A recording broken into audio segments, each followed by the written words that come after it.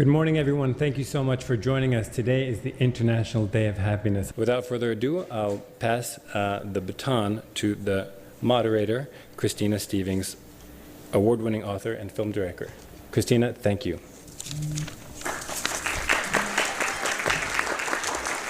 Thank you, Jeff. Excellencies, members of civil society, distinguished guests, and our UN family, we're going to have a fun time today. Happiness may have different meanings for different people, but we can all agree that it means working to end conflict, poverty, and other unfortunate conditions in which so many of our fellow human beings live.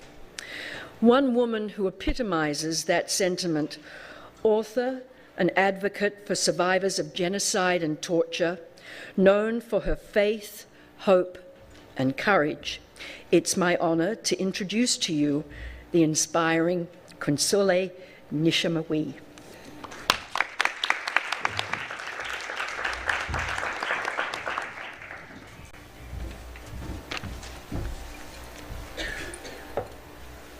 Thank you, Christina, for your kind introduction. Thank you.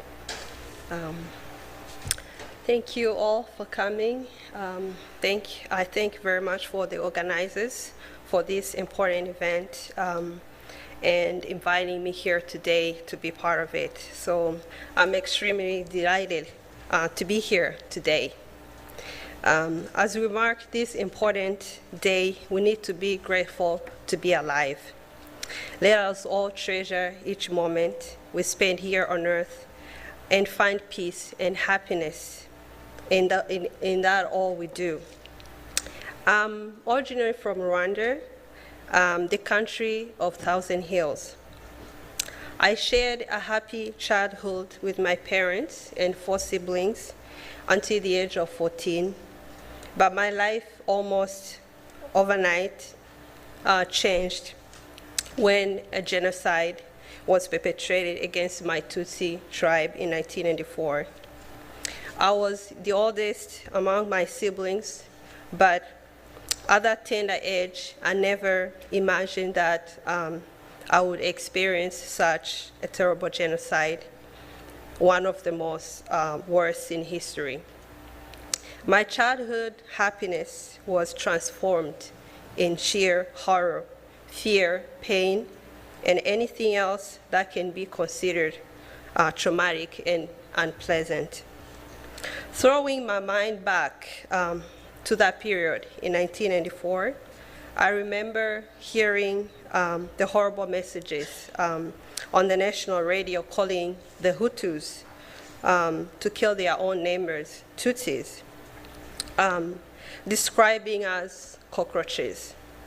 I found myself together with my parents, siblings, and many other Tutsis fleeing from our homes, seeking place to hide, while witnessing the brutal of many Tutsis around with machetes, clubs, and other weapons along the way.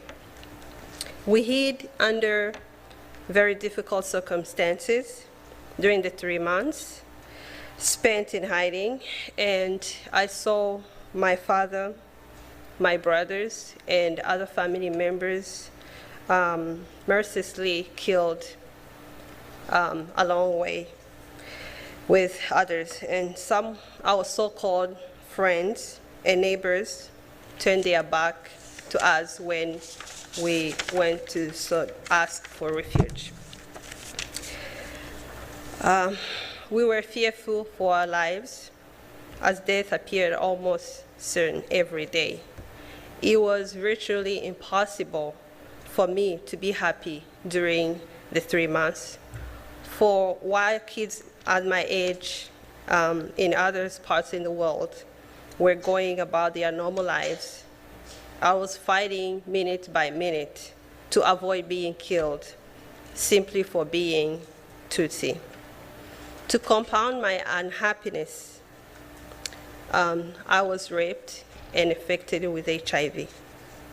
Through faith, prayers, my mom, sister, and I survived until the country was liberated by the rebel army, which is now the Rwandan Patriotic Army.